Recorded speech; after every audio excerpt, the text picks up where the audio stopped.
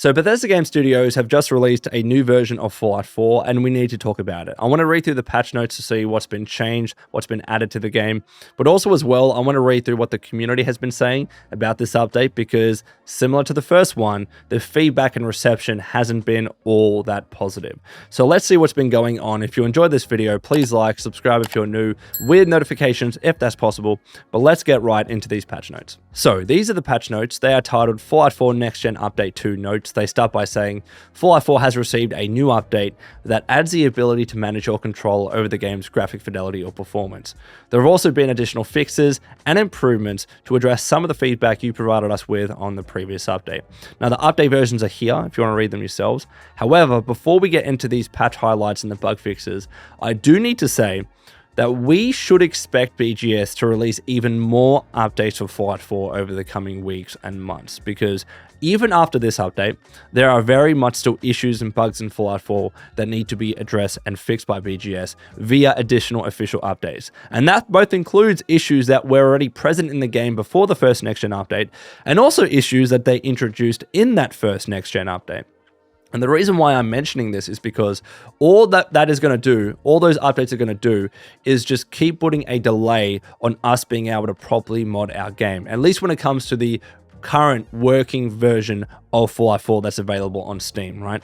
It's just going to put a delay on that. If you don't know, there is actually a new version of the Fallout 4 script extender out, though it's more intended for modders to test and update their mods to ensure that they work with the script extender and of course the game. But even that test version is also going to have to be updated to work with Next Gen Update 2, because it was designed with for Next Gen Update 1. So over the coming weeks and months, we just need to expect this back and forth of BGS releasing a new update and the script extender team updating the script extender to work with that new update.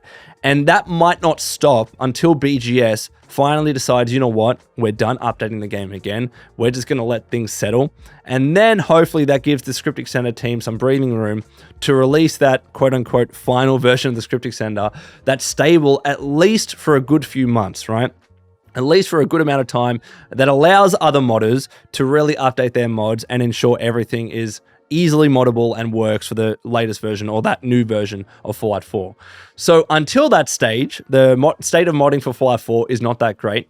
And what I would recommend that you do, if you really want to mod your game, you need to roll back to the previous version of Fallout 4. Not to the first next-gen update, but to the one before that. Before there were any next-gen updates to the game, that's probably your best bet. So I thought I'd say that at the beginning here, but let's move on to these patch notes. So patch highlights, Xbox Series SX or S and X and PlayStation 5 display settings.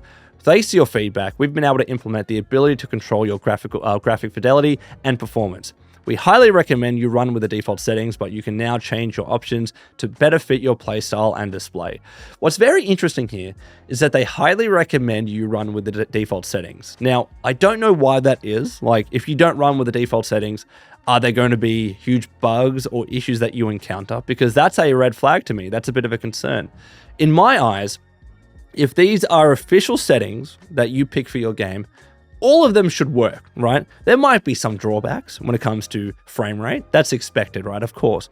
But if there are any big bugs or issues when you do change the settings to not be the default, that's a concern, and I don't believe that should be the case. Hopefully, I'm wrong, but that's what I'm reading, and that's what I'm implying when I read that line.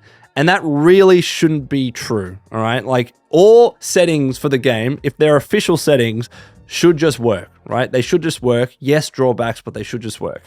So let me know in the comments below if the non-default settings of Fallout 4, especially on console, do cause major issues, because hopefully that is not the case. But anyways, frame rate target. Frame rate target allows you to choose between 30, 40, and 60. So 60 is the default, but it is important to note to select 40, your display must be able to support 120 Hertz.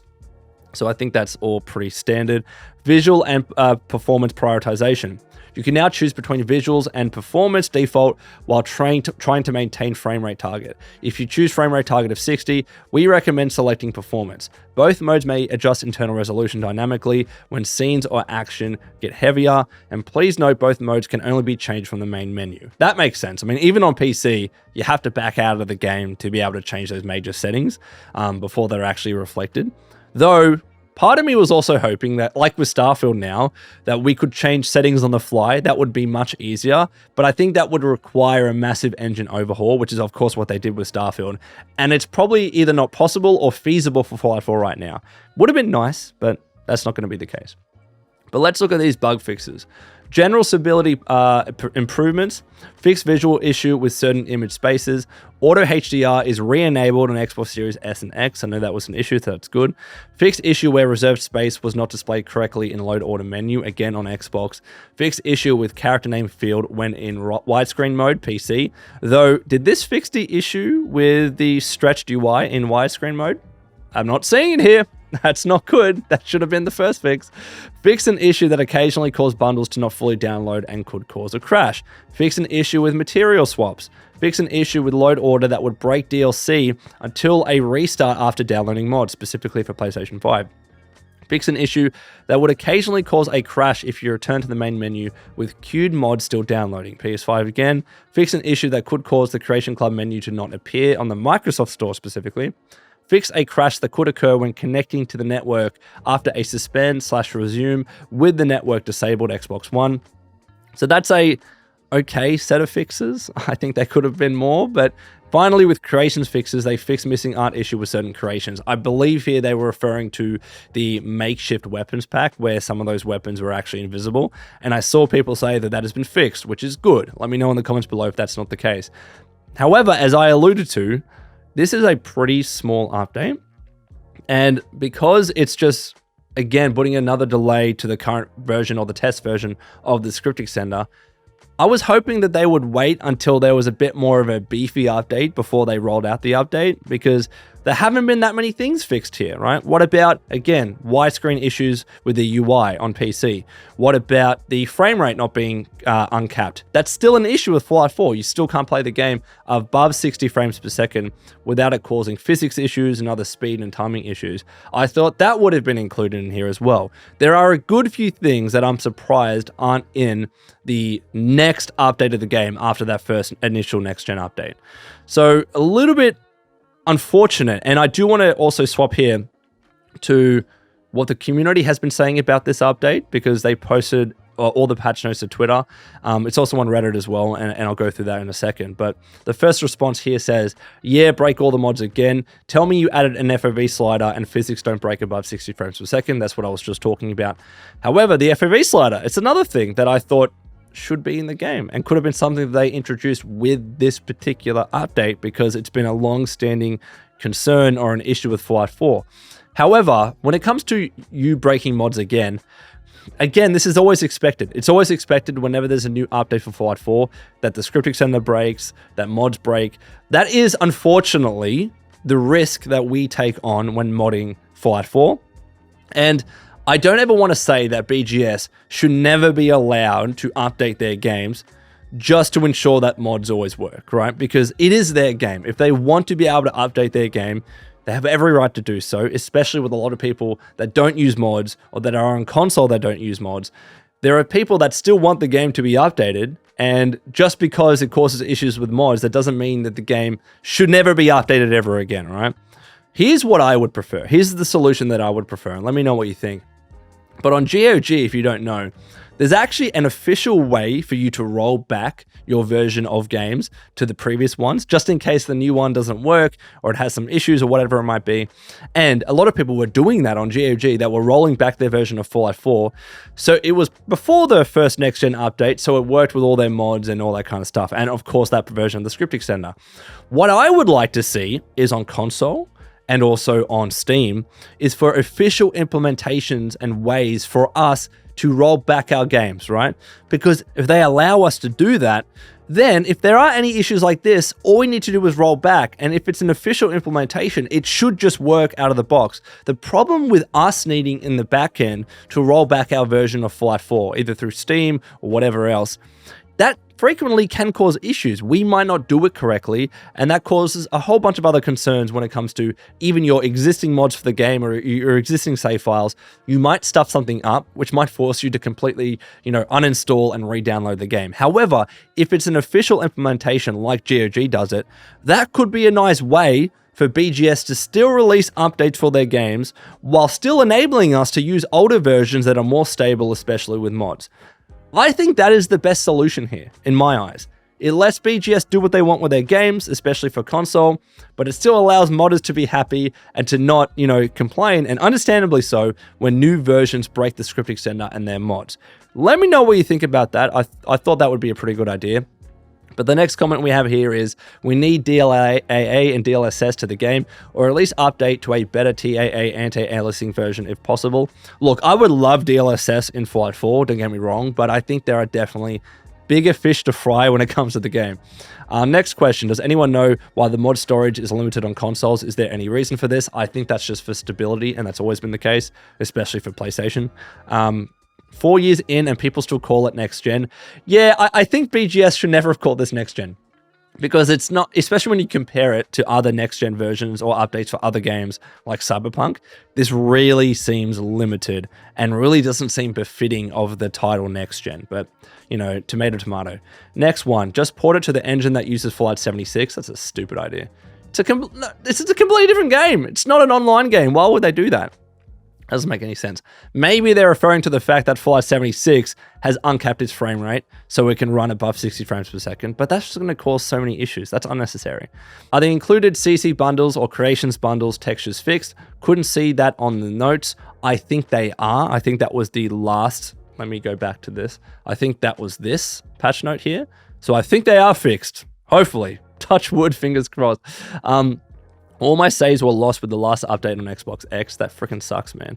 I've heard all this before. Should have left the PC version alone. Modders have already fixed what you couldn't. And I understand this to an extent. Again, keep in mind what I just said about BGS being able to have the freedom to update their own game. However, I do understand, especially when it comes to, for instance, PCs and widescreen support. Modders already introduced or had a better version of widescreen support for the game. So if you had a widescreen monitor on PC, you were able to install that mod and use it quite seamlessly. And that version, that implementation, was better than the one that BGS officially implemented for the game. So what people are having to do on PC is go back to those old mods that they were already using. So what was the point of releasing that on PC in the first place? I understand the concerns for PC more, because especially that first next-gen update, even the second one, to be honest, it's more designed for consoles, right? A lot of the fixes, a lot of the changes are pretty much for consoles. So maybe there is an argument that they should have completely left the PC version alone. But again, I think all of this is fixed if they allow us just to roll back versions of our games, again, through Steam or whatever, just like GOG does it. Is this ultra-right support in Fallout 4? Are you joking? Yeah, I don't think it's been fixed. Breaks mods, FU, list complete. Nah, it's a bit rude.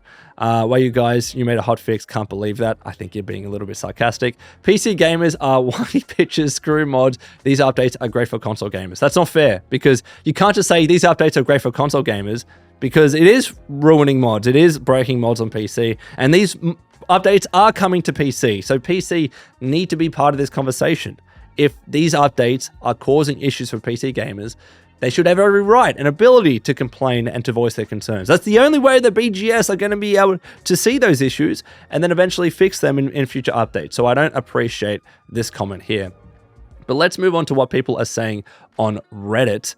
So HDR is fixed and now is on. Also, makeshift weapon with that exclamation mark. Again, that was the issue that I was referring to, that creation. So no more invisible weapons. That's good. 2 settings with graphics and performance. Also, you can choose FPS cap 30, 40, 60. Note steady FPS in Boston with graphics and 60 FPS cap on Series X. That's still bugged. Banner and pictures are fixed. So no more blank. That was a very poorly worded paragraph. What do you mean by VATS is still bugged? What's the issue with VATS? It randomly goes to 0% a lot when they are in full view. I've seen people comment that the accuracy is much worse overall as well. Oh, crap. And you can target enemies through walls. Okay, that's an issue. If you can target people through walls, that's just annoying. But randomly going to 0 and not being that accurate, I really think that needs to be fixed. Again, that's another fix, and that's another thing that should have been included in my eyes in this second version of the next-gen update. I would have preferred if they just waited until they had more fixes to include in the update, because not only does that give the script extender team enough time to release a new proper working version for the previous or for the first next-gen update, But also as well, it just doesn't lead to these kinds of issues where people are still saying there are still issues with Fallout 4, you have to release another update and da-da-da-da-da. What else do we have here? Series S, they did not fix the weapon lowering bug. What is the weapon lowering bug? The fluctuating VATS percentages, we just talked about that, or being able to VATS enemies through walls. So apparently all they touch are visual settings and no gameplay bugs. That's really unfortunate. Any official news on what was patched? Looking for the VATS bug. Everyone's like, where's VATS? VATS hasn't been fixed. Is this specifically an Xbox issue? Because I never saw that on PC. That really sucks, man. What about this Reddit thread or post? Interesting they don't mention anything about VATS in playing. I saw the issue of the percentage going from 95 to 0 fix. Well, I only played for a little bit so far. Hadn't been fixed for me, but it's still happening for other players. When pigs fly, quest seems fixed on Xbox. I can see piggy banks now and not the giant red. So makeshift weapons have been fixed, but that VATS issue, bro. Oh my, literally everyone's like, what about the VATS issue? Just got the latest patch installed on PS5 and holy crap, the game feels much faster. That is good. All right, we got some positive feedback here. What else? Get out of the way. So I got a 3K PC and I can run this game at 48 FPS, but with a $299 Xbox, I can run it at 60 FPS. Nice. Doesn't seem right. Does it? I think they have VSync enabled. I think you have VSync enabled, mate. Yeah, recommend that you follow this guy's thing, because usually when you have VSync enabled, it locks at a 48 frames per second. So, no mysterious signal bug fix. You can go to the Harbour Master Hotel and continue with the quest. Sucks that the radio signal doesn't work, but you can still do the quest at least. There's a lot of things that need to be fixed, man. If I download the Automatron DLC, will that work now? Last time I tried using it, my game kept crashing at the main screen. This got fixed with the first update a couple of weeks ago. I've been playing on the PS5 version, and this DLC no longer causes my game to crash. Okay, that is good. Expected nothing. Still disappointed PC version. All right, I'm going to have to say that VATS needs to be fixed immediately. Half of these bloody comments are about VATS still being broken, and it needs to be fixed. All right, let's go to the camera view, and we're going to talk about this update in closing. So Fallout 4 Next Gen Update 2 isn't running that good. Still has a lot of issues. BGS, as I mentioned, still need to be updating and fixing Fallout 4. What I would prefer is just them hold off a little bit, maybe fix the VATS thing as soon as possible through a hotfix. But then after that, wait a little bit until you have a lot more fixes, you've uncapped the frame rate, you've added an FOV slider and everything that we're asking for, and just release it in one go. Then the script extended team can be like, yep, we're going to fix that version of the game, and then no more updates for a couple of months, right? Until there's another big update. That's what I would prefer, but let me know what you think in the comments below. And until next time, this has been the Lone Vault Wanderer. Please take care of yourselves, and would you kindly keep fighting the good fight.